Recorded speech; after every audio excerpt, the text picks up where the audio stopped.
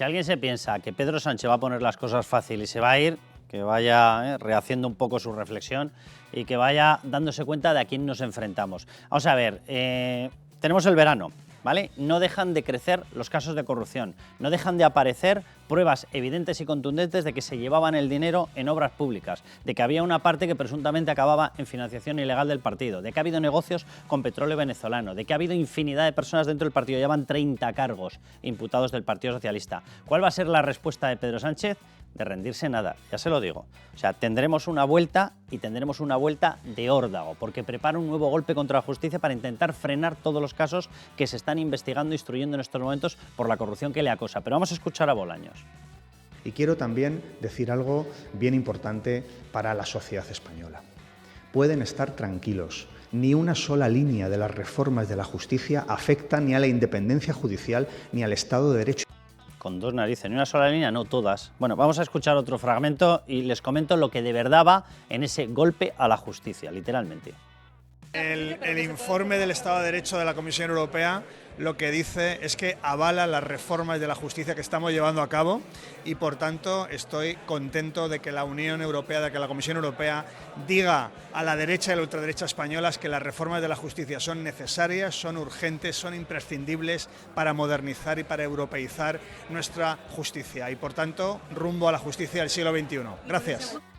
Estoy ya de la cantinela de la derecha y la extrema derecha y la ultraderecha. Aquí lo que hay es ultraputeros, o sea, de eso sí que hay ultras, pero por todas partes, y ultrachorizos y ultramangantes, de eso sí que hay ultras. Miren, lo que dice la Comisión Europea es literalmente que en España no se están abordando las reformas necesarias para luchar contra la corrupción. Eso dice. ¿Eso le pone muy contento a Bolaños? Ah, claro, porque él es el que se beneficia de esa estructura, ¿verdad? Y de esa manera él puede seguir con un puesto que ni hubiera soñado en ningún otro país. Bien, vamos a lo que de verdad dice el texto. Prepárense. Entrada de 1000 jueces, los textos, por cierto, de 1000 jueces sustitutos que los van a colar como titulares. ¿Los sustitutos tienen la formación de los actuales? No. ¿Tienen las garantías de independencia de los actuales? No. Pues 1000 de esos. Venga, entrada de otros 1000 jueces por el cuarto turno. Repito las mismas preguntas. ¿Tienen la formación y garantías de independencia de los otros? No. Vale, pues eso. Venga, rebaja de la oposición, rebaja del nivel de exigencia de la oposición. ¿Eso te garantiza mejores jueces o peores? ¿Los peores tienen más colocación fuera, en el mercado privado, en caso de que les aprieten las tuercas? Tienen peor. Por tanto, son más vulnerables a las presiones políticas. Respuesta rotunda. Sí, es muy sencillo de entender. Venga, eliminación de la prueba oral. Va dentro de este paquete. Les quitas la prueba oral, que es la más dura. ¿Y qué es lo que ocurre? Sobre todo es la más dura y es en la cual tú tienes que tener una preparación clarísimamente más avanzada. Si les quitas eso, es mucho más fácil, yo ahí lo deslizo, que por ejemplo, con una filtración de las pruebas, en la prueba oral no hay filtración que valga, es un jurado, con la filtración de las pruebas, con la filtración de las respuestas, se pueda superar. Venga, y atención, porque saltamos a todo el resto que es todavía peor. Instrucción en manos de los fiscales. ¿Los fiscales son independientes en España? Respuesta, cuando pueden, porque tiene una dependencia jerárquica de su jefe. ¿Que quién es? El fiscal general del Estado. Fiscal general del Estado que está a un paso del procesamiento en estos momentos. Ya está ordenado el procesamiento y en nada será procesado. Bueno, pues dependen de una persona que podríamos decir que tiene indicios claros de corrupción. Muy bien, ¿son independientes? No. ¿Y a quién se lo quitan? A jueces independientes. Atención a este punto que va relacionado con esto, con la eliminación de la prueba oral y con la rebaja de la oposición.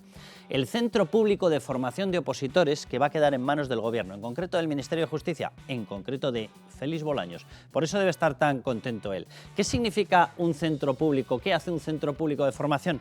Prepara a los opositores, es decir, conoce a los opositores, es decir, sabe de qué pecojean y también políticamente. Digo, una cosa, si rebajas la oposición, quitas la prueba oral y se les forma aquí, imaginémonos que hay una filtración de las pruebas aquí para determinada gente a los que conocen. ¿Acaso no se puede meter a jueces o a personas para que sean jueces totalmente politizados y conociendo perfectamente con qué perfil político entran?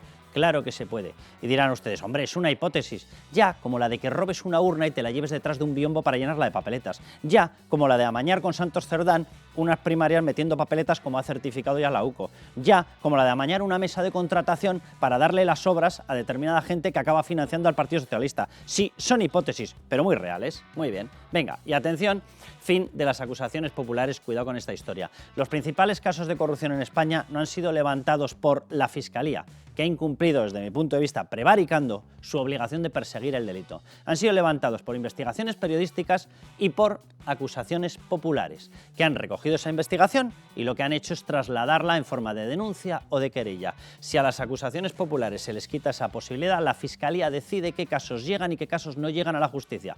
¿Ustedes se creen que la Fiscalía de quien depende va a apostar por perseguir la corrupción del Partido Socialista? ¿Se lo creen? Porque yo no.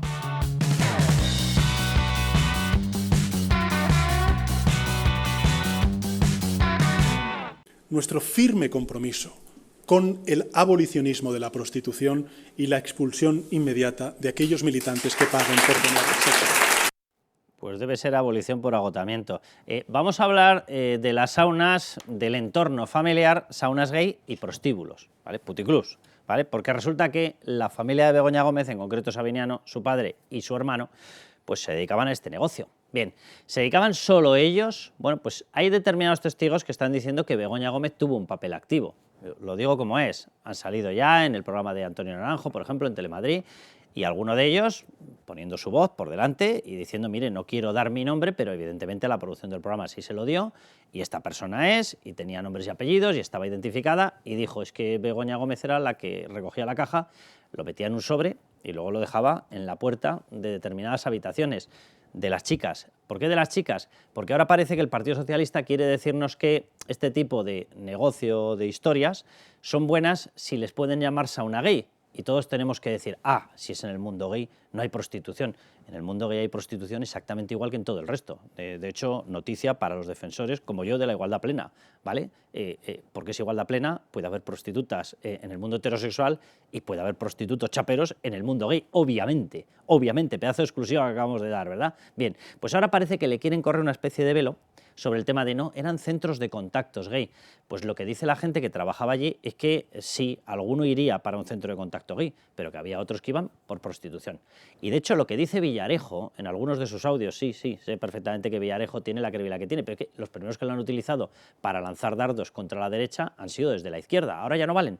Las grabaciones valían si iban para aquí, pero no valían si iban para allá. Bueno, pues valen en las dos direcciones o no valen en ninguna. Y Villarejo aseguraba que había un pacto para grabar en la sauna Adán porque había mucho contacto de políticos y había prostitución con políticos. Y que una de las condiciones que era grabar a cambio de dejarles hacer determinadas cosas. Y, por ejemplo, Lucía Echevarría ya ha testificado o ya ha dicho que una de sus personas, que era uno de sus amigos, allí consumía droga y consumía prostitución. Entonces, en estas estamos nada más y nada menos en el enésimo escándalo. Sandra León, bienvenida. ¿Qué tal? ¿Cómo Raúl estamos? Vilas, ¿cómo estás? Hola, Carlos. Que le explota en toda la cara a Pedro Sánchez. Y digo que le explota en toda la cara porque, atención, por ejemplo, a Rafael Amargo, a la salida de la prisión, lo que dijo. Atención, escuchen. El chico que vivía en nuestra casa, que era un chico que se dedicaba a trabajar como escort, donde trabajaba era en la sauna de prostitución masculina del padre de la señora del presidente del gobierno. Sauna de prostitución masculina. Era escort, puto, ¿vale? Se lo traduzco, porque aquí ya utilizamos una terminología. Hablar con eufemismos, luego tienes sí, fabada, alubia, puto, pues eso, chapero, lo de toda la vida. ¿Qué os parece? Bueno, pues yo creo que es que todos los testimonios que están saliendo van en la misma dirección, ¿no? Y el Partido Socialista puede decir lo que quiera, pero a mí me parece de una hipocresía tremenda pues escuchar al presidente del gobierno hablar de abolir la prostitución y que ahora sea su medida estrella, pero me parece casi peor, bueno, los palmeros, ¿no? Que están ahí detrás y que le aplauden, le ríen las gracias cuando estamos hablando de un señor que, como bien ha dicho el Partido Popular, que por fin se ha quitado los complejos de encima, pues se ha beneficiado a título lucrativo de todos los negocios de su suegro, ¿no? Bueno, pues ahí están todos los datos y, como tú bien dices, pueden hablar de saunas, pueden hablar de lo que quieras, pero también había prostíbulos propiamente dichos y, aparte, en esas saunas, como bien ha dicho Rafael Amargo, como bien ha contado Lucía Echevarría, como ha hablado el extrabajador de seguridad que ha entrado en Telemadrid, otros trabajadores y demás, efectivamente ahí en esas saunas también se ejercía la prostitución, tanto femenina primero como masculina después, una vez que pues, Chueca empieza a convertirse en lo que es hoy. Raúl, el hecho de que esto haya permanecido durante tanto tiempo oculto, que cuando se convoca a Santos Cerdán a la cloaca, aquel famoso 25 de abril de 2024, tras descubrir Pedro Sánchez que su mujer estaba imputada, lo que temían ellos era que saliera la información de la sauna Adán en concreto, aunque tiene, repito, muchos otros negocios, luego lo vamos a ver, tiene prostíbulos, heterosexuales de toda la vida, tiene esto lo tenía intercalado con prostitución, según dicen algunas de las personas que estaban, pero ese deseo por su parte que fuera muy secreto, concuerda mucho con que luego nos digan, no, pero si era una sauna gay, era un centro de contactos normales. Entonces, ¿por qué han estado ocultándolo durante todo este tiempo? Yo no oculto que tengo un coche, yo no oculto que trabajo aquí. No, eso no se oculta. Si lo ocultas es porque tú sabes que hay determinada información que se te puede llevar por delante políticamente. Evidentemente, y sobre todo cuando tú, quien ha puesto la prostitución encima de la mesa de la política ha sido el gobierno. Quien, como decía Sandra, ellos mismos dicen que su medida estrella es abolir la prostitución. Bueno, abolir, que hace falta ser pretencioso y arrogante, porque si después de 3 o 4 mil años van a llegar este gobierno y va a abolir, lo que van a hacer es prohibirla y perjudicar a las mujeres que se dedican a eso, que lo van a tener que hacer en peores condiciones y sin ninguna garantía legal, ni seguridad, ni nada. Pero la cuestión es que incluso no hubiese tenido necesidad de ocultarlo, porque sería irrelevante si no utilizase este asunto de manera política por la cuestión feminista, y también ahora una sobreactuación evidente para tapar o para compensar el escándalo que ha supuesto los audios de Ábalos, de Koldo y compañía, repartiéndose prostitutas como si fuesen ganado, hablando de las mujeres como hablaban. Entonces ahora tenemos que sobreactuar y demostrar que estamos más en contra de la prostitución que nadie. Y claro, tú no puedes estar así cuando tu patrimonio, porque el patrimonio es de ambos, del matrimonio, en buena parte procede de ese negocio que tú estás demonizando y diciendo que es la cuestión prácticamente más execrable moralmente, y resulta que tú tienes el casoplón en Pozuelo. Exacto. Y bastantes más propiedades gracias a eso. El matrimonio estuvo viviendo... Entonces, claro. Insisto, si no fuese por eso, en mi opinión, sería prácticamente irrelevante. Si no ha incumplido la ley, para que yo me temo... esos negocios, yo no tengo ningún reproche moral hacia la prostitución, ni es algo que me preocupe, pero son ellos los que, exacto, el problema los que lo han sacado. Ahora vamos a mostrar unas imágenes del famoso piso que estaba encima de la sauna Adán, que para empezar es que es un piso público de Mufaces, que esto ya es de verdad que es de traca. Grave. Es de traca. Y de renta antigua. De renta antigua, con lo cual les sale, porque hay dudas sobre si ese contrato sigue vigente, porque es verdad que Sabiniano, porque el contrato era a nombre del padre y del tío de Begoña Gómez. Entonces Sabiniano ha muerto, pero la otra persona no. Entonces, en teoría, podría estar manteniendo el contrato. Pero bueno, ya lo aclararán si alguna vez dicen algo sobre todos los casos que los rodean, porque como no dicen nada, pero lo cierto es que esa vivienda en el último año les habría salido una quinta parte del valor de mercado. Pero es que además esa casa o esa vivienda, porque era un piso de 140 metros cuadrados, un ático, lo transformaron en 14 mini nichos. Hombre, huele a lo que huele, ¿verdad? Bien, pero es que además Villarejo en uno de sus audios narraba que ahí había micrófonos y cámaras y que se grababa. ¿Por qué se grababa? Porque se había convertido en un centro de contactos especialmente elegido por los políticos y que de esa manera hacían dossiers de políticos. ¿Les suena aquello que decía Villarejo? Información vaginal. Bueno, pues adáptenlo. Éxito garantizado, éxito asegurado. Sí, éxito garantizado, vale, sí. pues esto es la historia. Esta era la historia. Pero además, según decía Villarejo, había un pacto y se podían hacer prácticas nada legales allí a cambio de que les permitieran grabar, porque de esa manera tenían pillada a muchísima gente. Claro, eso de legal es que no tiene nada. Claro, ¿por qué lo ocultan? Exacto, pues porque probablemente Pedro Sánchez no hubiese llegado a ser lo que es sin eso. Había un fragmento final en ese audio, y ahora vamos a ver la explicación por qué se puso tan nervioso Sánchez cuando se lo escupe, literalmente, bendito sea Dios, claro que hay que contar estas cosas, pues claro que eso es hacer oposición, y se lo suelta Alberto Núñez Feijóo. Había un fragmento final en el audio de Villarejo donde decía que en uno de los encuentros con gente de la Policía Patriótica, esta que luego les molestaba tanto, Sabiniano, el padre de Begoña Gómez, le dijo, bueno, sí, no te preocupes, que ahora al café viene mi yerno. Bueno, pues el yerno era Yerno Sánchez, más conocido como Pedro para los amigos. Pues bien, Yerno Sánchez, por lo visto, debió estar en el café con la misma Policía Patriótica con la que tenían pactado el régimen de permisividad para esa sauna. Pedro Sánchez no sabía nada, tampoco. Claro, es que por lo que sabemos no era simplemente su suegro, era su patrocinador.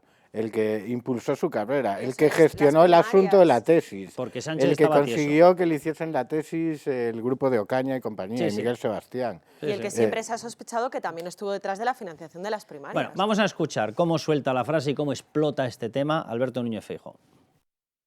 ¿Pero de qué prostíbulos ha vivido usted? Partícipe a título lucrativo del abominable negocio de la prostitución.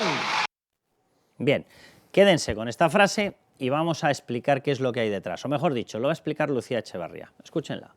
Realmente se iba a la sauna a buscar hombres mayores, pero también a buscar, porque no solo te pagaban en dinero, sino que te solían dar droga.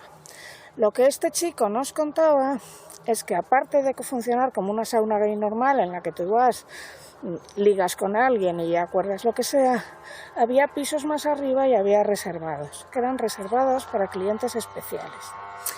Este chico fardaba mucho de que él iba con esos clientes especiales que le pagaban muy bien, y probablemente le pagaban muy bien. Pero nos decía que le grababan, que había cámaras que grababan. Toma ya, con dos narices. Testimonio de Lucía Echevarría en el programa Horizonte en 4 de Iker Jiménez, hablando de un amigo suyo, un amigo que era gay y que frecuentaba ese sitio. Y dijo y dio detalles de que consumían droga, de que había les pagaban prostitución. también con drogas. Exacto, de que efectivamente que se les pagaba en especie o en no especie. Y claro, ¿todo esto lo conocía Yerno Sánchez o no lo conocía?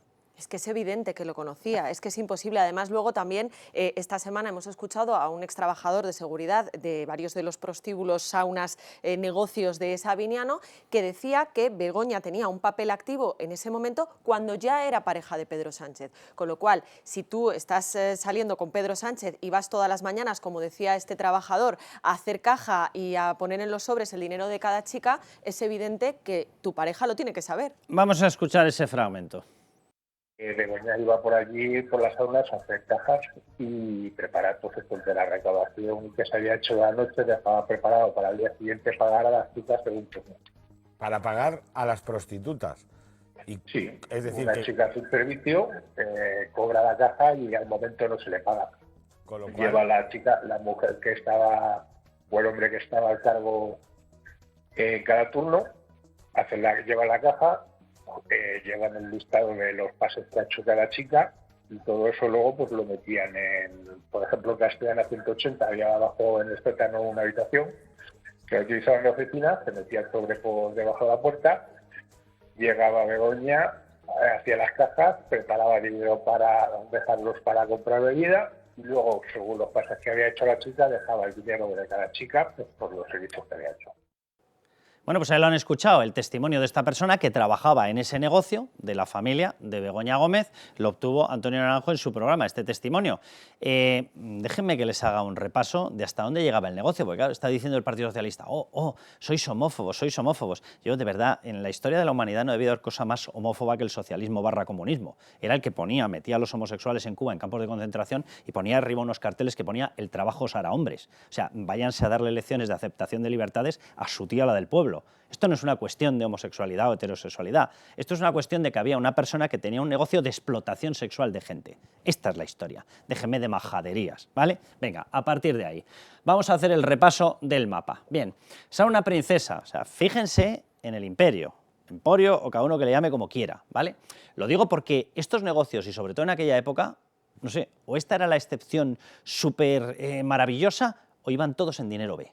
Todos, ¿vale? Venga, Sauna Princesa en Mártires de Alcalá 4, Sauna Adán, la más famosa en San Bernardo, Sauna Azul, Concepción Arenal 4. Por cierto, la de Sauna Adán encima con el piso. Un piso por el que este mismo testimonio que obtenía Antonio Naranjo aseguraba que en ese piso primero se albergó a señoritas o a chicas o a cada uno que lo llame como quiera del resto de prostíbulos, que luego ejercieron prostitución también en ello y que luego de los que subían con prostitutos, chaperos o no chaperos o de contactos, subían arriba en la tercera fase y también lo utilizaron para terminar ahí el acto sexual. O sea, tócate las narices con el merengue que tenían montado. Venga, vamos con la siguiente diapositiva porque la cosa va a llegar hasta 10.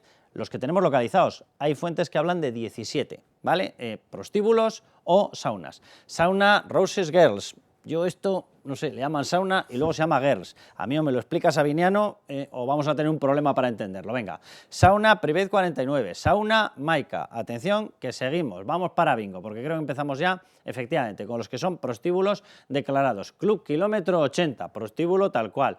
Club Sala Olimpo, prostíbulo en Segovia. Lo de Olimpo, no sé, deben tener una afición, porque también aparecía en Pamplona un Olimpo que era donde tenía a Nicoleta, Coldo García Izaguirre, no sé, la imaginación para los nombres les debe flojear.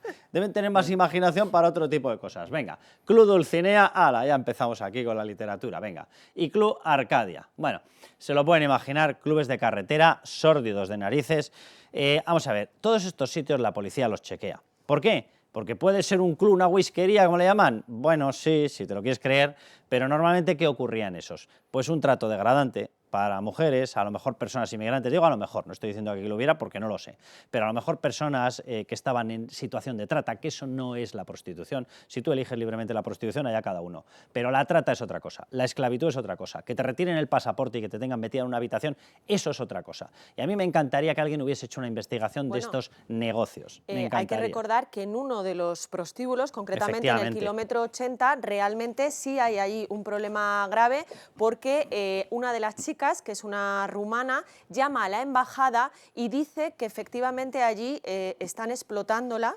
Claro. Y hay una sospecha de trata. Entonces eso llega a juicio y hay una sentencia que se llega a condenar a los responsables y en este caso también al responsable, a uno de los encargados del puticlub. Es que hay muchísimos testimonios, operaciones policiales que confirman que normalmente en este tipo de clubs de carretera es donde hay mujeres contra su voluntad, como tú has explicado, se les retira el pasaporte, muchas veces se les engaña, son pues incluso en el país de origen, latinoamericanas, que se les dice que van a venir a cuidar a gente mayor o hacer labores del hogar, y cuando llegan aquí se les retira el pasaporte, se les manda a un club de este estilo y allí se quedan. Este caso, en determinadas ocasiones contraen una deuda. Que les dicen, tienes que trabajar y hasta que puedas pagar esta deuda. Incluso no te se ha utilizado tema de adicciones a drogas para tenerlas controladas. Eso también. O sea, son ambientes y antros sórdidos de narices. Yo te llevo a España por 5.000 euros y ahora tú tienes que trabajar aquí hasta que me pagues los 5.000 euros y no te doy el pasaporte. Exacto. En el caso de la rumana, que yo digo, en el prostíbulo de Ituero y Lama,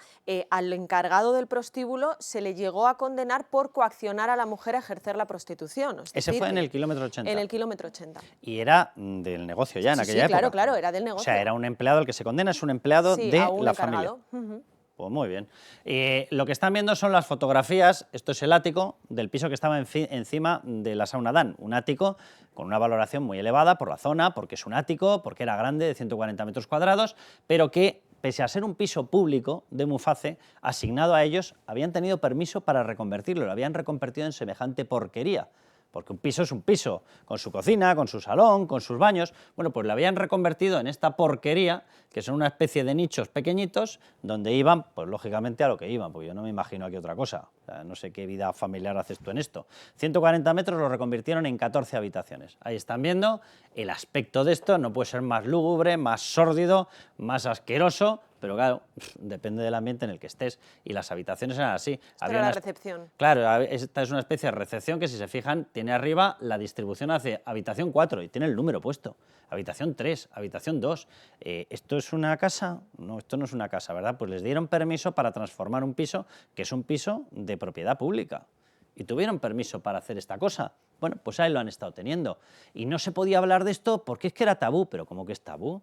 ¿Pero cómo que es tabú? O sea, el Partido Socialista le acusó al Partido Popular y, de hecho, oye, le acusó y hubo una sentencia que lo dijo así. En la audiencia, Gürtel Majadahonda, el caso Gürtel Majadahonda, y en aquella ocasión se dijo que había tenido un beneficio y fue condenado por responsabilidad civil a título lucrativo. ¿Por qué? Por beneficiarse de un dinero procedente de, en ese caso, delito confirmado. Aquí lo que se está pidiendo es que se haga la investigación de si Pedro Sánchez y su mujer, que vivieron 15 años en una casa puesta por Sabiniano y que ni siquiera homologó, ni siquiera regularizó la donación, estuvieron viviendo, pues obviamente, si era de Sabiniano, de los negocios de Sabiniano. Y el señor que nos da lecciones de feminismo a todos los demás, resulta que estuvo viviendo en un piso pagado con el dinero de esto. Pero es que además se le está pidiendo lo mismo que se le pide a todos todo el los mundo. políticos hoy en día. Ya sabemos que hay mucha gente que tiene un patrimonio elevado y carreras brillantes que ya están renunciando a ir a ir a la política porque te someten a ese escrutinio, ahí, sí. tienes que hacer casi un striptease de todo tu patrimonio, pero todos los diputados están obligados a hacer una declaración de bienes y si tienen un patrimonio elevado tienen que explicar de dónde procede. ¿Por qué Pedro Sánchez no va a tener que explicar de dónde procede su patrimonio? Y luego la doble vara de medir, que cuando es Ayuso sí, y cuando nos importa todo lo que haga su novio, y cuando es Pedro Sánchez entonces no. No se puede cruzar la línea familiar, a menos que la línea familiar tenga prostíbulos. Pero norma. Ya termino. El patrimonio es de Pedro Sánchez, no de su familia, es suyo. Bueno, vamos a irnos al siguiente bloque. Si este les ha dejado así turulatos, pues vámonos al siguiente, porque una de las personas que estaba en la cloaca, un empresario con el que contactaron para obtener información para acabar con la juez Viedma, resulta que ha cantado en Libertad Digital, y en una entrevista en exclusiva para Libertad Digital, para este medio, pues ha dicho que el que estaba al frente de todo era un tal Pedro Sánchez.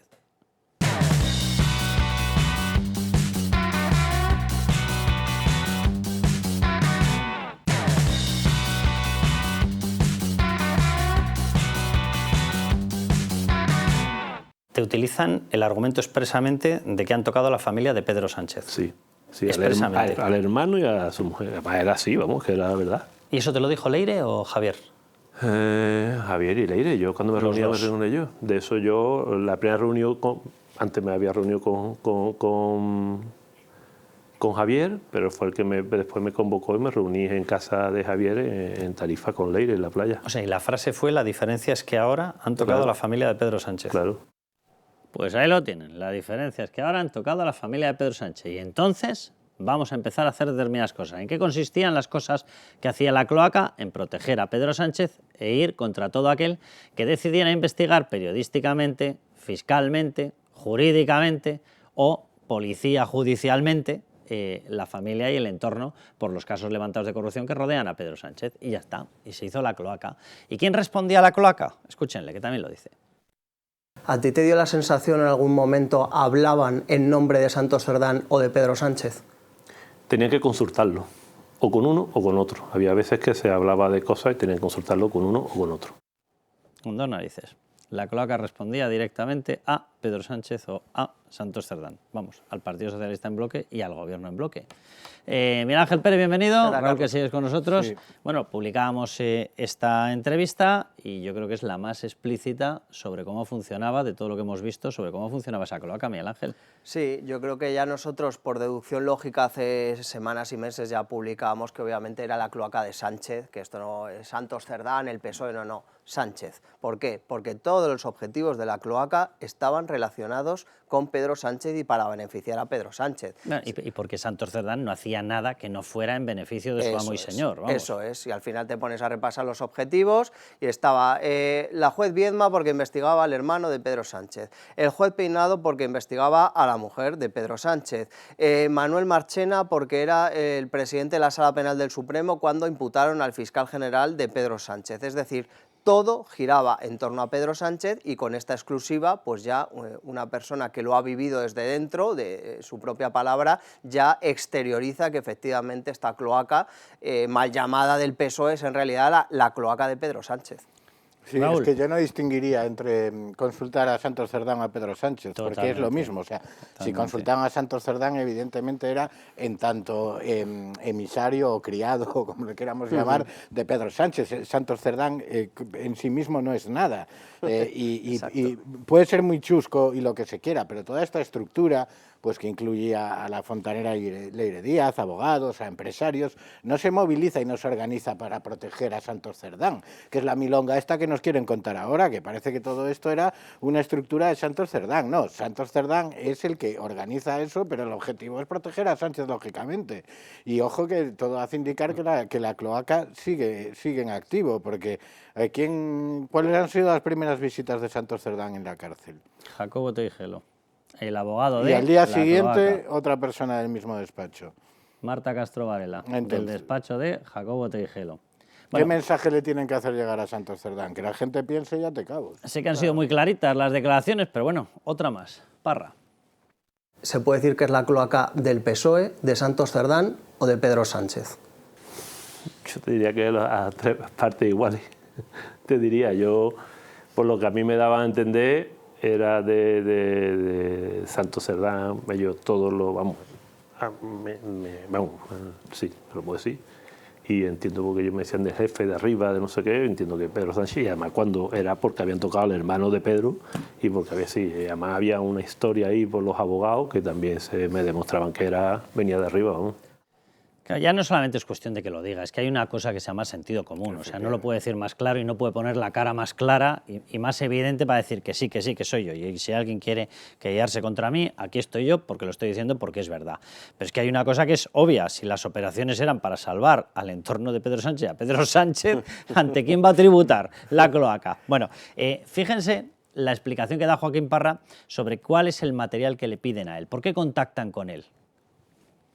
Se hablaba de todo, la policía patriótica, ahí se hablaba de salvar a Ábalos. De salvar a Ábalos. Soldado Ábalos, ahí se hablaba del hermano de Pedro, incluso hay una historia del abogado del hermano de Pedro, que incluso se habla de poner a Luis Sáenz de Tejada como abogado, porque si ponía a Luis Sáenz de Tejada, la juez Viedma, como tiene no sé qué temas judiciales que hay, se tenía que apartar, y era el abogado. ¿Y por qué contactan con él? Porque él conoce esa zona, él conoce el entorno judicial de Extremadura y ¿qué es lo que le pidieron? Danos información para poder acabar con la juez Viedma. Esta es la historia. Más explicaciones de Joaquín Parra, por si tenían alguna duda, porque dice, ¿por qué lo grababa? ¿Por qué lo grababa? Pues porque es una cloaca y da un susto al miedo. Yo desde el primer momento lo tenía claro, después de la experiencia que es la vida y los palos que tanta la vida, yo tenía claro que me tenía que guardar las espaldas, cubrir las espaldas y prácticamente lo grabé todo. Miguel Ángel, más que comprensible. Bueno, yo creo que al final hay que explicar también la situación de estos empresarios. O sea, primero, algunos han sido condenados en primera instancia, otros están investigados, todavía no hay ninguna condena en firme, con lo cual existe la presunción de inocencia y hay que verse en una situación en la que estos empresarios, muchos de ellos, que luego serán posiblemente exonerados, pues están desesperados porque están en una investigación judicial, con lo que ello conlleva, bloqueo de cuentas, pena de telediario, te conviertes en un apestado y claro, de repente te viene alguien con una varita mágica y te dice que si tú le cuentas no sé qué, que te van a absolver. Eso, una persona que está totalmente desesperada, que está en una situación, independientemente de que sea culpable o inocente, una situación muy desagradable, que lo está pasando mal y alguien te viene con la solución mágica, pues escuchas, te dejas enredar y cuando de repente ya te quieres dar cuenta dices, sí, me están estafando, esto es un timo. Sobre todo me están metiendo en una cloaca que va por cosas mucho más potentes y mucho más importantes. Exactamente. Cargarse la acción judicial, ir personalmente contra una juez Viedma, porque había tocado el caso, había cogido la instrucción del caso del hermano de Pedro Sánchez, contra el juez Peinado, contra el que también tenían un dossier, contra Marchena, contra el que también tenían un dossier, contra Alejandro Luzón, el fiscal jefe anticorrupción, del que también tenían un dossier que además indicaba que el plan contra Alejandro Luzón era fabricar una cadena de denuncias falsas. Claro, momento en el cual hay determinada gente que dice, mira, voy a colaborar con la justicia, me salgo de esto. Por cierto, ya se lo digo, esta persona está bajo amenazas de gente de la cloaca. Lo voy a dejar ahí, pero bajo amenazas directas de gente de la cloaca. A ver, es que este señor no es un friki, no es un fascista, no es una fuente anónima, no es un recorte de prensa, es un señor que está dando la cara, un empresario y que le está diciendo las cosas, dando la cara, su imagen, y evidentemente se está jugando, si se estuviese inventando todo esto, se estaría jugando su prestigio y quiero decir que no estamos ante gente que habla eso de frente. No hay ningún motivo para pensar que un empresario como este se va a inventar toda esta historia. La prueba más evidente es dónde están las acciones judiciales contra él. Claro, porque ahí está esperando. Pero bueno, vamos a preguntarle a Luis María Pardo. Vamos a contactar con Luis María Pardo porque le quiero preguntar también sobre esto. Luis María Pardo, bienvenido. Muchas gracias por tenerme aquí, Carlos. Muchísimas gracias por hacernos un huequito. Te pido una valoración sobre lo que está ocurriendo después de las declaraciones que ha hecho a Libertad Digital esta persona, este empresario Parra, diciendo directamente que la cloaca, la cabeza suya, era un tal Pedro Sánchez. Bueno, es que es gravísimo, ¿no? Esa entrevista magnífica que habéis hecho Miguel Ángel y tú, y donde se reconoce por parte de este empresario cómo va señalando a las diferentes partícipes que han estado en la cloaca, en esa fosa séptica de corrupción que se ha convertido en el Partido Socialista, y cómo decidió grabar las conversaciones porque no se fiaba de lo que estaba sucediendo. Y claro, y la sensación bueno, que él mismo viene a reconocer es que, claro, que efectivamente Pedro Sánchez podría haber estado al tanto de todo lo que se organizó detrás de esa cloaca liderada o impulsada por Leire Díaz y otros actores para ir contra los jueces, contra las acusaciones populares, contra los periodistas y para intentar ellos sí, no nosotros, meter fango en todos estos procedimientos judiciales. Vosotros tenéis planteado una acción judicial. ¿Cómo está ese tema? Está en el juzgado de instrucción 44 a la espera de admisión. Fue la primera denuncia que se presentó contra la cloaca, fue en los juzgados de instrucción de Madrid, y de momento estamos esperando esa admisión. Sabemos que ya el procedimiento se encuentra en ese juzgado, que se han turnado diligencias previas y estamos a la espera de que se inicie el procedimiento para investigar e indagar qué sucedió realmente con la cloaca. Pues que se preparen porque van a tener que poner el foquito muy arriba, ¿eh? Como poco Santos Cerdán y casi seguro un tal Pedro Sánchez. Yo creo que vamos a encontrar indicios, ya sea en el procedimiento de instrucción de Badajoz como en el de Madrid, que pueden apuntar tanto ante el que era el secretario de organización del Partido Socialista. No en vano tú en tus programas describes muy bien esa reunión famosa que está en la sede del Partido Socialista y donde podría haber sido, bueno, pues una reunión para crear esa cloaca, y veremos a ver si conseguimos acreditar que el presidente del gobierno también estaba al tanto de todo lo que sucedía. Un placer y muchísimo ánimo, como siempre. Fuerte.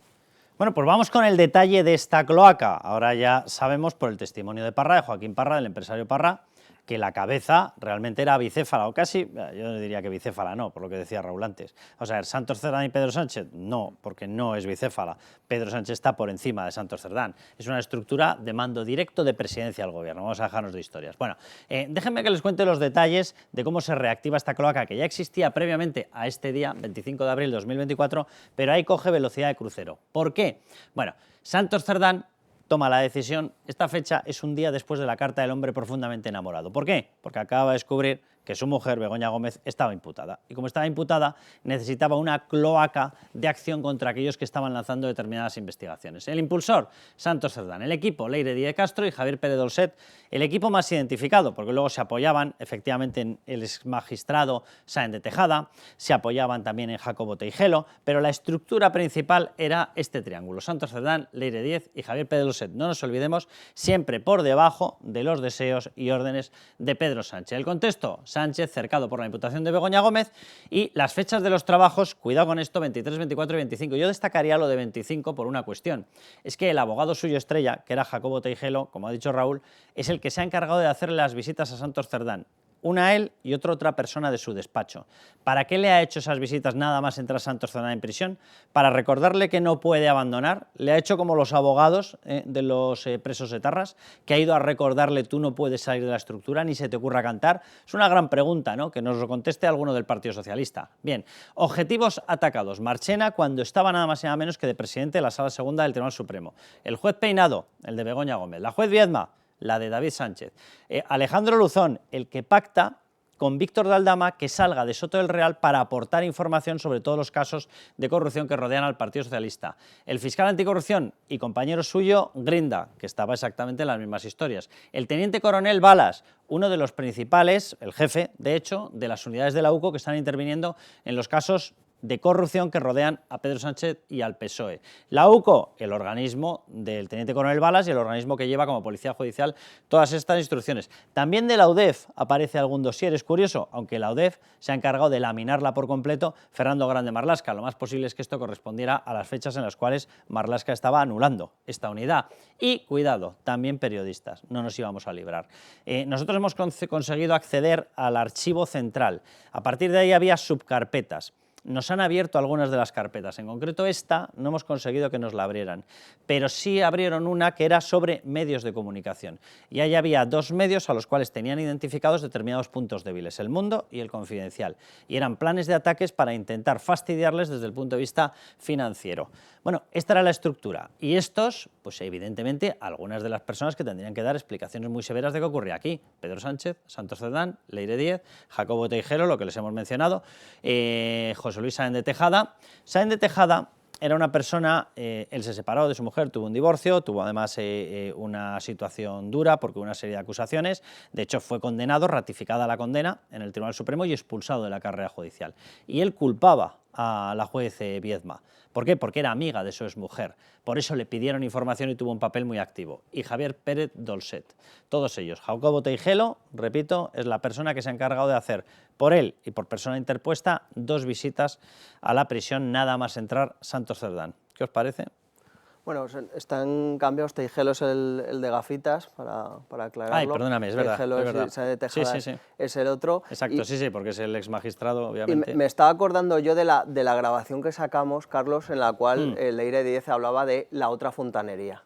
Siempre nos hemos quedado con la intriga. Primero, ese audio dejaba claro que había una fontanería primera, que era la suya, efectivamente, y una fontanería B. Fontanería A, y en esa conversación dice, ya vamos a hablar con la otra fontanería. ¿Cuál es la otra fontanería? Todavía no hemos podido averiguar exactamente cuál es la otra fontanería, porque podía ser otra fontanería B que estuviera en el propio Partido Socialista y que contribuyera a hacer todo lo que has explicado, ¿no? De esos seguimientos, esos archivos de todos los objetivos, o bien que esa fontanería B fuera la Fiscalía, porque siempre al final en todas estas reuniones se ponía encima de la mesa el papel de la Fiscalía, con lo cual la que más papeletas tiene para ser la fontanería B sería la Fiscalía, y no se ha averiguado todavía qué miembros de la Fiscalía estarían al servicio de esta cloaca del PSOE. Bueno, pues vámonos con el siguiente bloque, porque no estaría además que la Fiscalía empiece a mirar algunas cuestiones sobre los negocios de Zapatero relacionados con Venezuela, relacionados con el petróleo,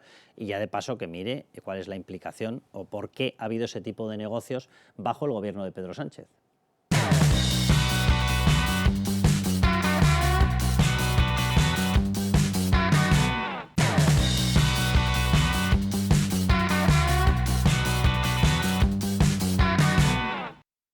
A Maduro le han puesto gente de Guaidó, ¿vale? Y el intermediario va a ser eso durante 3 años, ¿vale?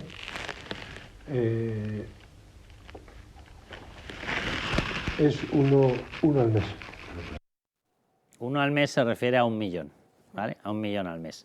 Esta era la historia, es decir, en España hemos estado haciendo desde cargos gubernamentales negocios con la narcodictadura venezolana para contribuir al robo, al saqueo de petróleo a esa gente, a los que están matando de hambre. Nos quedábamos con el petróleo, o mejor dicho, se lo quedaba esta gente, y con ello, pues lógicamente luego lo vendían en determinado mercado o directamente les venía ya el dinero. En este caso, da toda la sensación de que les venía el dinero. Quiero que vean o que escuchen el siguiente fragmento, porque hablan del reparto. Agárrense a la silla, porque de verdad... En cuanto firmen con la petrolera de uno, ¿vale? La mitad es tuyo, al mes. Firman un contrato para suministrar, ¿vale? Un petrolero, ¿vale? Todos los meses llevando bruto. Llevando bruto, sí, 1 al mes, y le dice a Ábalos, y la mitad es para ti, es decir, medio millón. ¿De qué nivel, Miguel Ángel Pérez, Sandra León? ¿Qué tal? ¿De qué nivel estamos hablando de negocios que hemos hecho con la narcodictadura venezolana? Luego vamos a pasar a explicar el papel de Zapatero, porque el que se quiera creer que en esto no ha mediado el príncipe, como decía Delcy Rodríguez, mi príncipe, pues el príncipe tiene unas vinculaciones con Venezuela y con el petróleo de 3 pares de príncipes.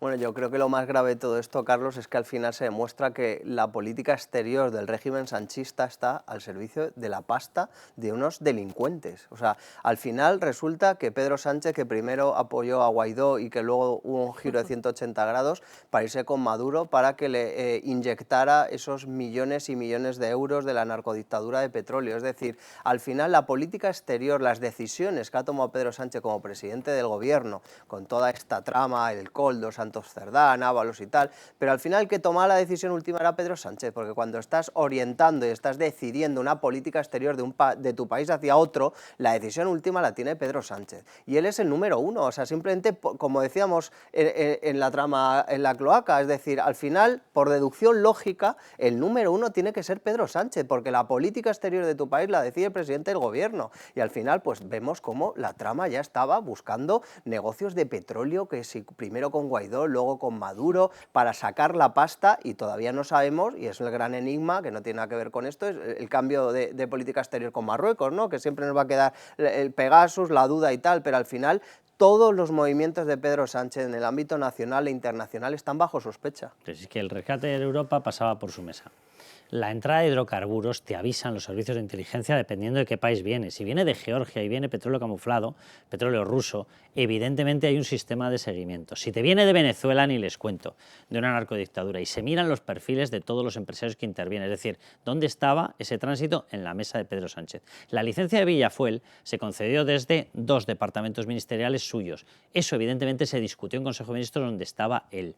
Los contratos de mascarillas pasaron en un momento en el que él determinó que se generaba un grifo y solamente pasaba lo que él quería, porque le quitó el poder a las comunidades autónomas para traer determinado material para la lucha contra el COVID. Se lo quitó a los que tenían transferidas esas competencias y tenían la capacidad de traerlo, provocando evidentemente muchísima más mortandad de la que tendría que haber habido. Bueno, ¿eso quién lo decidió? Lo decidió Pedro Sánchez. Todos los negocios de la cloaca, trama, etcétera, pasaban por la mesa de Pedro Sánchez sí o sí. Entonces, claro que está relacionado, pero si alguien tiene alguna duda de que esto condicionaba la política exterior y el comportamiento personal de Pedro Sánchez, pues escuchen esto. Gracias a ti, que tú les has recibido, ¿vale? Y que tú les has dado pie para que puedan ser reconocidos el gobierno de España, ¿vale? Porque piensan que lo has hecho tú todo, dicen que no saben cómo agradecer. Pues Gonzalo es el intermediario. Sí que conseguir que se pueda llamar, a ver si tú puedes hacer, hable Guaidó con el presidente nuestro, con Pedro. Con Pedro, porque todo acababa en la mesa de Pedro. Por eso Pedro, ya más conocido por determinados negocios como Yerno Sánchez, bueno, pues Pedro era la persona que tuvo que dar el visto bueno para la entrada de Delcy Rodríguez, narcodictadora venezolana, narcodictadora asesina venezolana, que se dedica a la tortura y destrucción de derechos fundamentales en Venezuela y que aquí le dejamos entrar pese a la prohibición de toda la Unión Europea de que no podía pisar territorio comunitario. Y nos importó un soberano comino. ¿Por qué? Porque venía como los Reyes Magos, ¡hala!, llena de regalos para los niños. Pues nada, pues ahí tienen a los niños. Claro, es que aquí, o sea, hay un puzzle en el que tenemos todas las piezas encima de la mesa y hay que montarlo, pero yo creo que cada vez es más evidente cómo termina ese puzzle, ¿no? Si vamos a la secuencia de los hechos, estamos escuchando los audios de esas negociaciones, o supuestas negociaciones con el entorno de Guaidó, cuando Pedro Sánchez, bueno, pues en aquel momento parecía que estaba del lado de Guaidó, todo iba perfecto y demás. De repente hay un cambio que se produce justo cuando llega Delcy Rodríguez a España en enero de 2020. De hecho, es muy fácil ir a la hemeroteca, ver enero de 2020 las declaraciones que hacía Pedro Sánchez sobre Guaidó y cómo a partir de esa visita, y me estoy refiriendo ya a los primeros días de febrero, en casi toda la prensa había ya muchos análisis del giro, el viraje que había dado la política del gobierno, que además muchos resumían de una manera muy clara: más Maduro, menos Guaidó. ¿Por qué se produce ese cambio? Claro, luego hemos sabido que había un sobre engrasado, claro, que había un sobre con cupos de petróleo venezolano. Bueno, pues que cada uno monte ese puzzle, pero el puzzle yo creo que es más evidente que nunca cómo está montado, y luego pues lo que hablábamos al principio, ¿no? Esa sombra de Zapatero, que como siempre es el que mueve los hilos de los asuntos más turbios de este gobierno. Hala, pues vamos con el oculto montador, que por lo visto es el montador de todo este tipo de chanchullos. Es una cosa surrealista. Vamos con Zapatero. Yo simplemente les digo una cosa: Zapatero, mi príncipe, para Delcy Rodríguez, mano derecha internacional de Nicolás Maduro, ha intervenido en todo tipo de chanchullos, negocios, actuaciones, operetas, etcétera, fraudes, farsas allí. Pero además de todo eso, no nos olvidemos de una cosa: o sea, él tenía tanto contacto que hizo determinadas operaciones con algunas empresas que luego han vuelto a aparecer, y me estoy refiriendo a Air Europa. Air Europa hay un momento en el que pide ser aerolínea estratégica de Venezuela. Hombre, a mí si me dan a elegir entre no sé cuántos países, el último que pongo, y posiblemente no lo pongo ni aunque sea el último, es Venezuela. Pero, oye, para gustos están los colores y por lo visto las empresas. Pidieron ser aerolínea estratégica en Venezuela. Bien, ¿con quién contactaron? Con Zapatero. ¿Zapatero con quién habló? Con Nicolás Maduro. ¿Qué ocurrió? Que cuando ya eran aerolínea estratégica, resulta que no podían repatriar dividendos. Claro, es que es una dictadura comunista. Muy bien, señores míos. Y en ese momento, ¿a quién recurrieron? Otra vez a Zapatero. Pero ahí Zapatero, por lo visto, decidió echarse a un lado y pasó la pelota, el contrato, el negocio. No sé exactamente qué ocurre ahí. La cuestión es que acaba en Víctor de Aldama. y de Víctor de Aldama empieza todo el jaleo que hemos visto de Delcy Rodríguez y demás. Esa es la historia y la conexión entre José Luis Rodríguez Zapatero y esta parte de la trama a partir del momento en el que él, que yo tengo la sensación, debió tomar la decisión de esto empieza a ser demasiado visible, esto va a tener que pasar además por rescates, no rescates, a mí se me va a ver el plumero y como se me va a ver el plumero se me van a ver los negocios. Así que mejor yo me voy detrás del burladero y que el toro pase de costado. Muy bien, pues vamos con el toro pasando no de costado sino de pleno y contra el pulmón. Atención a los negocios, chanchullos, implicaciones de Zapatero en Venezuela. Relación privilegiada, bueno, en Venezuela y con el resto de dictaduras comunistas. Empezamos por Cuba. Relación privilegiada con Cuba, haciendo uso incluso de la bandera española. Se acordarán de determinada negociación que provocó una polvareda brutal porque ahí estaba sentado con una bandera española detrás, haciendo uso de expresidente. Pero ¿saben lo que pasa? Que en España el título y la forma de referirse al expresidente es presidente. Entonces, cuando tú te sientas con unos dictadores en Cuba, te plantas la bandera y te llaman presidente, internacionalmente todo el mundo interpreta que España está dando respaldo. Y eso le venía de maravilla a dos cosas, a Cuba y al bolsillo de Zapatero. Venga, dos, supuesto papel de observador internacional en las elecciones de la dictadura, en este caso ya sería de la venezolana. Se ha prestado a hacer una farsa y a dar apariencia de supuesta legalidad a auténticas aberraciones en las cuales incluso han destruido las propias papeletas para que no se vieran. ¿Por qué? Porque la dictadura ha sido aplastada en unas urnas, que ¿qué han hecho con las urnas? Darle una patada para un lado y se acabó, y ha permanecido la dictadura, entre otras cosas gracias a funciones como las de Zapatero. Negociación con Nicolás Maduro de la consideración de Air Europa, lo que les contaba, como aerolínea estratégica en Venezuela. Aparición de información sobre su estructura financiera en Venezuela relacionada con el petróleo. Esto, cuidado, porque a él sí le preocupa, porque en el famoso sobre de los cupos de petróleo había otro sobrecito. Y por lo visto en el otro sobrecito hay determinada información. Y esa información por lo visto alude a él personalmente, a Zapatero. Está por verse, pero quien lo conoce asegura que, bueno, es financiera. La información es financiera. Bien, vamos a más. Relación indeterminada y permanente con la dictadura de Venezuela y con Delcy Rodríguez. Les repito, Delcy Rodríguez llegó a tener tal confianza que le llamaba mi príncipe, ¿vale?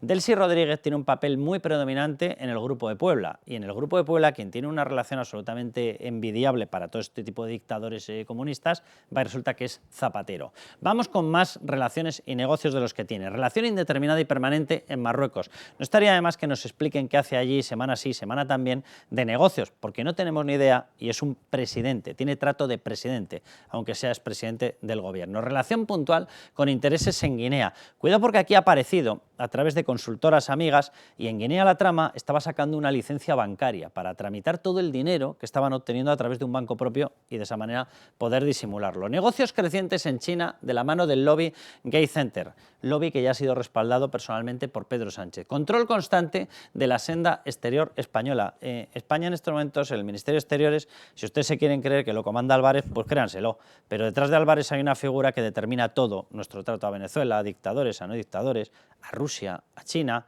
y se llama Zapatero. Y labor de lobby en defensa de la dictadura de Hamás en Gaza. Esta no nos olvidemos, también aquí ha aparecido. Y claro, va y resulta que es que la historia de Hamás en Gaza, la historia de Rusia, la historia de Venezuela, la historia de Cuba, la historia de China, todos forman parte del grupo que se está intentando cargar las democracias liberales. ¿Y quién es el que quiere esto? Bueno, aparte de Zapatero, la estructura donde está Zapatero, el Grupo de Puebla. ¿Que quiénes lo financian? Diríamos Cuba, Cuba lo manda. Realmente se financia con lo que están robando al pueblo venezolano mientras lo aniquilan y lo matan. Esta es la historia.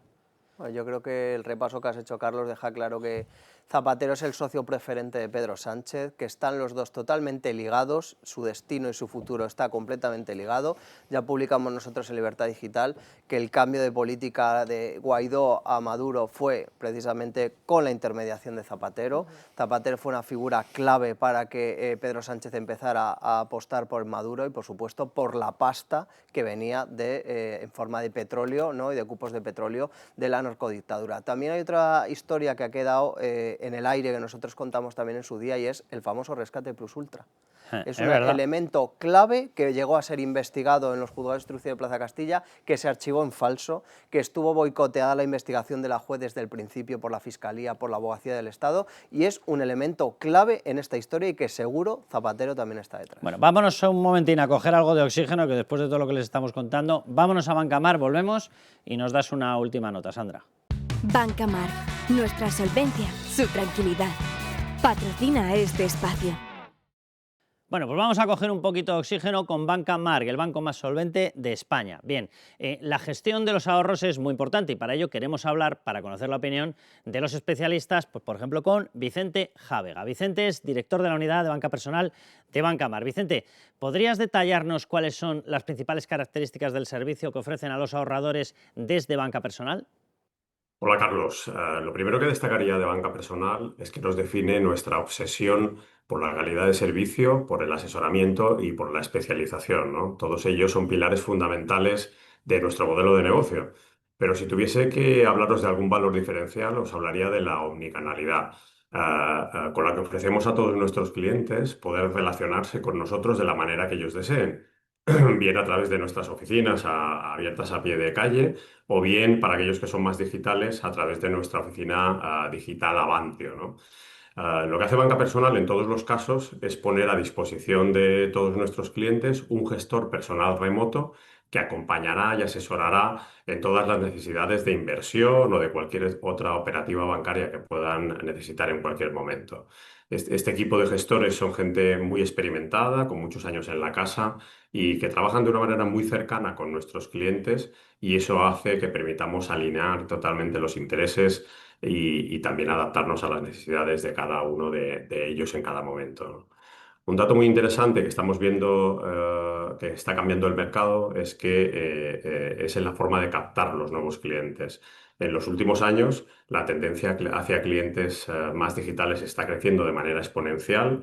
En 2025, por ejemplo, ya el 70% de los nuevos clientes de banca personal en Banca March son clientes 100% digitales, ¿no? Y un dato muy interesante es que la edad media de esos clientes es de 54 años, una edad muy superior a la que nosotros pensábamos inicialmente y que desde luego rompe todos los estereotipos de pensar que solo la gente más joven es la gente 100% digital, ¿no? Y luego, para finalizar, diría que aparte de ese gestor personal que ponemos a disposición de todos nuestros clientes, tenemos la plataforma March Broker, que es nuestra plataforma digital que permite acceder a más de 30.000 instrumentos financieros para todos aquellos clientes que de forma más autónoma quieran operar directamente con cualquier tipo de producto.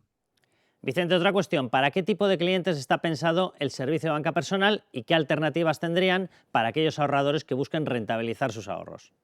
El servicio de banca personal está dirigido a clientes que deseen un servicio de asesoramiento y que busquen una atención personalizada. En ese caso, el banco, y siempre a partir de 100.000 euros, pone a disposición de nuestros clientes un gestor personal remoto y también pone a su disposición una gama de productos que hemos diseñado para clientes de banca personal. En cuanto a las alternativas de inversión, además de una amplia gama de productos y fondos de inversión, tanto de gestoras nacionales como de gestoras internacionales, en banca personal yo destacaría 3 productos. El primero, la gestión discrecional de carteras. En este caso es poner en manos de nuestros expertos los ahorros de nuestros clientes en función de su perfil.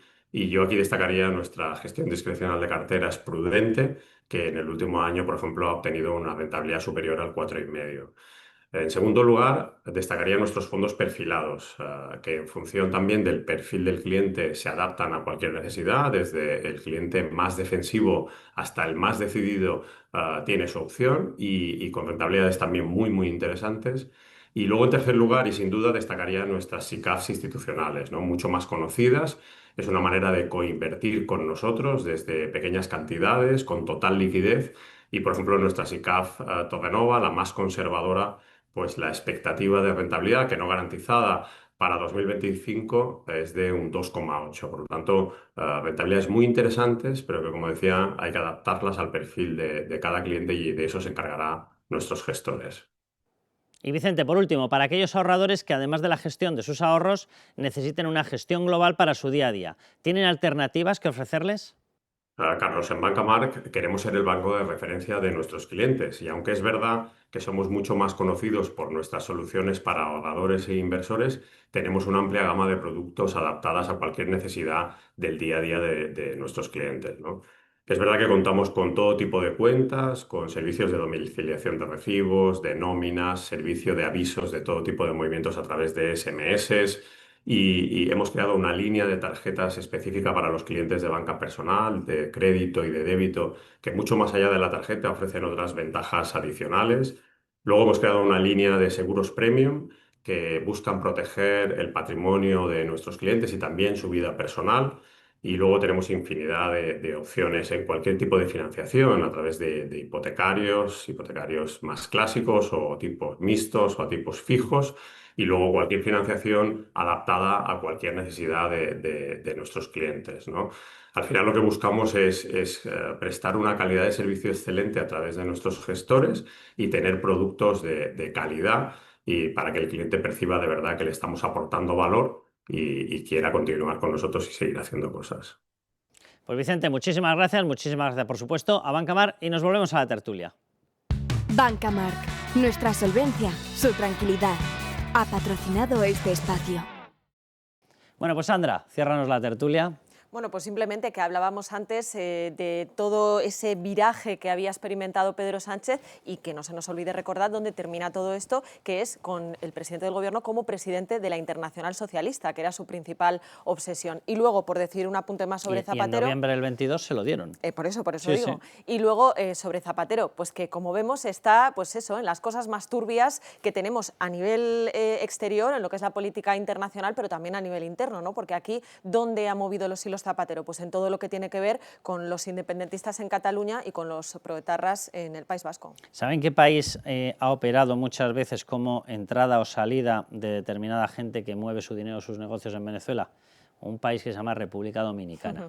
Vale, si tienen amigos que viajan en Falcon, les dan recuerdos, porque allí seguro que pueden saludar a todo lo que quieran. Vámonos con Beatriz García, porque mientras vemos este panorama horrendo, espantoso, saunas, prostíbulos, robo, aquí hay de todo, menos cosas buenas, ¿qué hacen con nosotros? Atraco fiscal, pero ala, venga, como si fuera un jamón, dale que te pego con el cuchillo.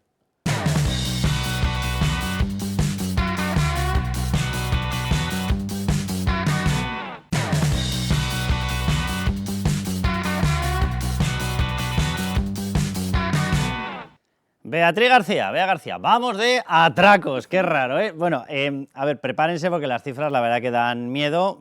El único consuelo que tenemos es que si ya hemos sobrevivido a semejante golpe, pues mañana no nos vamos a morir por esto, pero da vergüenza ajena el asalto, el atraco, el robo, llámenlo como quieran. Simplemente les lanzo una idea y le dejo a Bea para que lo vaya explicando. En el año 2018, cuando llega al poder Pedro Sánchez, un IRPF eran 82.000 millones de euros. La cuantía total en estos momentos de subida de impuestos más cotizaciones sociales ya estaría, la extra, no la que pagamos en total, en unos 160.000 millones. Se lo traduzco, del IRPF que teníamos al inicio es como si nos han colgado dos más de la chepa, y nos lo ha colgado un señor llamado Pedro Sánchez, el mismo que decía no subiré los impuestos a los trabajadores. Le faltó decir no los ahogaré a impuestos, Dios bendito. Sí, y es que encima se ríen de nosotros, o sea, no solamente llevan ya el festín recaudatorio de todo el año 2024, en lo que llevamos de 2025, otro récord histórico a costa del contribuyente, pero es que a María Jesús Montero le hace mucha gracia esto. Lo curioso es, señora Gamarra, que sesión de control que va usted preguntando de impuestos va subiendo el número de veces que se suben los impuestos. Empezó por 40, sigue por 60, 80, 100, bueno... De ahí viene, claro. Sí, parecen ustedes Joe Rigoli, ¿se acuerdan? Ahí con la mano, señor Hernando. Insisto, ni tienen rigor, ni tienen ningún tipo de dato objetivo que les lleve a hacer tal afirmación. No, lo que tenemos es rigor mortis fiscal. El Club de la Comedia, ¿de qué se reía? O sea, dice, cada vez los van subiendo. Claro. Muy bien, bienvenida María Jesús Montero, porque cada día que pasa el número de impuestos sigue creciendo. Muy bien, lo ha pillado. O sea, menos mal que es una persona metida en números, ¿eh? Lo ha entendido. Y las risotadas del otro finas, ¿eh? Y de Yolanda Díaz. Sí, y sí, que no tenemos datos objetivos, pues están aquí en esta pantalla. Me molesta más el del Falcon en República Dominicana, sí, ¿sabes? sí, Porque a lo mejor tiene motivos para reírse que los demás no tenemos, ¿sí? Le hace bastante gracia. Pues aquí está. Estas son las risas. Qué gracia nos hace que hasta mayo la agencia tributaria se ha embolsado 12.600 millones más. Esto solamente en impuestos como el IRPF, el IVA, sociedades, bueno, pues todos los que recauda la agencia tributaria. Y le sumamos casi 5.000 en cotizaciones sociales, seguridad social. En total, más de 17.000 millones más que en el mismo periodo de un año antes. 17.000 millones de risas. Porque qué gracia nos hace robarle el dinero a la gente que lo trabaja. Sí, qué sí, risa. Un impuesto y otro otro, pues el IVA, pues Somos el de un IRPF, graciosos. pues los impuestos especiales. Fíjate, aquí en mayo solo ha pinchado María Jesús Montero en los impuestos al alcohol. Y mira que tenemos motivos para beber, pero debe ser que ahora los consumidores no estamos bebiendo. Entonces, No, debe ser porque en las fiestas de algunos que ellos conocen han sustituido el alcohol por otro producto, sí.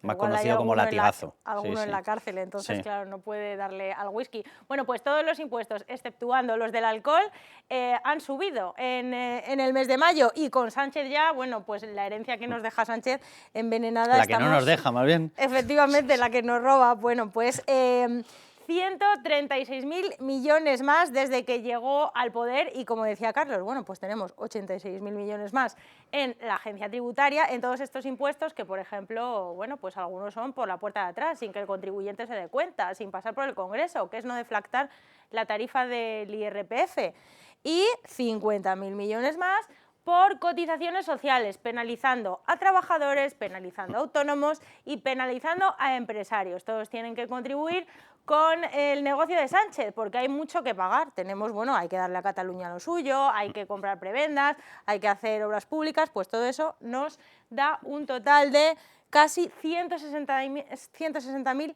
millones más, que si lo dividimos por 23 millones de contribuyentes en el IRPF es que nos salen 7.000 euros por cabeza.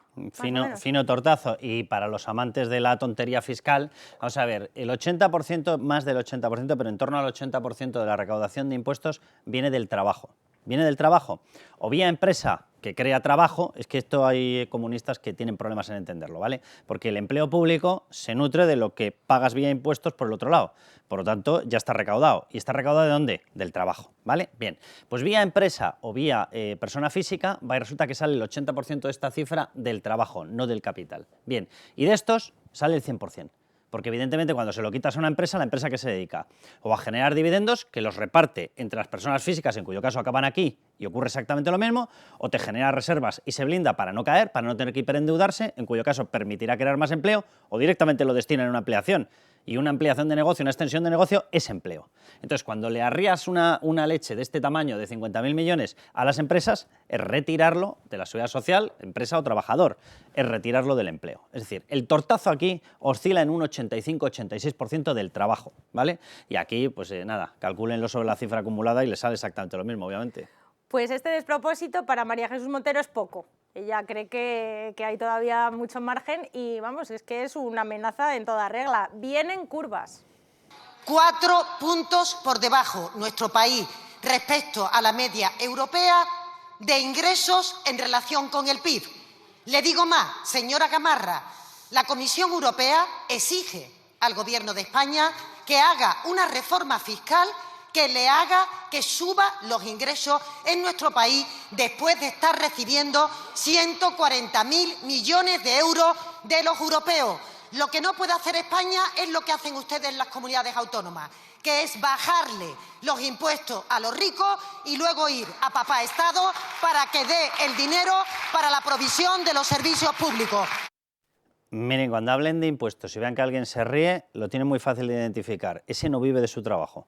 Es muy sencillo de entender. Si es dinero sudado, si es dinero trabajado, no se ríe nadie con el incremento de impuestos. Todos esos del Club de la Comedia, el grupito de la risa, se ríe porque pasan gastos a los ministerios, comen en el ministerio, les transporta el ministerio, es decir, les transportamos nosotros, pasan el maquillaje al ministerio, pasan el vestuario al ministerio, y entonces les produce una risa enorme que se encarezcan los productos y que te quiten poder adquisitivo, porque total, como pagamos nosotros, miren, la cosa es muy sencilla de entender hasta por María Jesús Montero.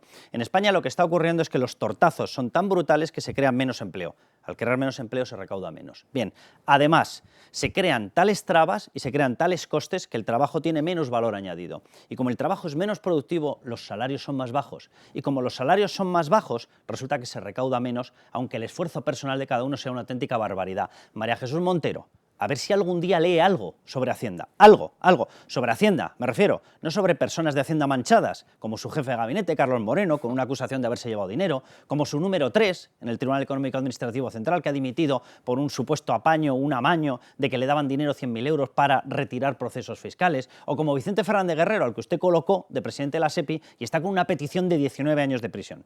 Saber de Hacienda es saber amoldar la Hacienda para los intereses de la población.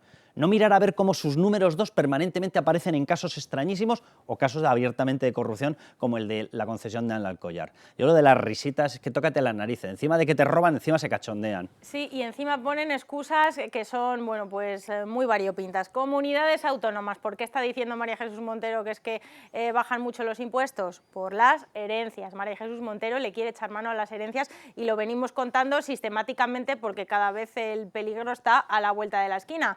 Sucesiones, el impuesto autonómico que quiere tomar María Jesús Montero, y ahora es que no puede ser más irónico. O sea, le estás dando a Cataluña el IRPF, consideras que Cataluña tiene que manejar su propio IRPF, le regalas 25.000 millones de euros y aquí te robas el impuesto de sucesiones de los madrileños. O sea, los madrileños no puede decidir Isabel Díaz Ayuso bajar sucesiones, pero Cataluña sí que puede hacer lo que quiera con el IRPF. Esto es muy coherente por parte de la ministra. Diésel. ¿Por qué está hablando de Europa? Porque va a ser Europa la excusa para subir el diésel, que te lo pide Europa. No, no. Europa te ha pedido que aumentes tus ingresos, que te inventes algún impuesto medioambiental, pero no te ha hablado exactamente del diésel. 13 millones de conductores diésel serán afectados, el 70% con un coche de más de 10 años. Estos son los ricos que dice María Jesús Montero a los que le baja los impuestos Madrid, pues estos son.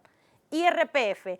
¿Por dónde van a ir del IRPF? Pues han ido por rentas altas, han ido por el ahorro, irán más por el ahorro, pero también por las reducciones en el IRPF. ¿Reducciones como cuáles? Pues las que se aplican los propietarios de vivienda cuando alquilan un piso, cada vez más pequeña. Será esa reducción, la tributación conjunta, que está encima de la mesa desde hace años, y si nos vamos al IVA, bueno, pues en el IVA tiene un abanico de creatividad fiscal María Jesús Montero impresionante, y ya lo tiene encima de la mesa. Cambiar tipos reducidos a tipos generales. ¿Qué están pensando? Bueno, pues por ejemplo, los langostinos, el marisco, que tribute al tipo general. O sea, sí, pero los sindicalistas estarán enfadados. Es que el langostino te incluye la gamba rocera. Claro, ¿sabes? que vale es que este euros. es el pequeño problema. Efectivamente, el chocolate, otros productos que considera el gobierno que pueden ser de lujo. De lujo, hombre, claro, en el siglo XXI comerte una chocolatina es, vamos, la demostración de que eres el hijo de Bernard Madoff, está clarísimo. Pues está encima de la mesa tributar este producto y otros muchos al 21%. También no hay que olvidar el IVA de la educación privada y de la sanidad privada, que históricamente desde que se creó el impuesto del IVA está al 0 y ahora pues bueno, pues también quieren, lo han intentado alguna vez y seguirán con ello, aumentar el IVA de estos servicios y por supuesto cotizaciones sociales.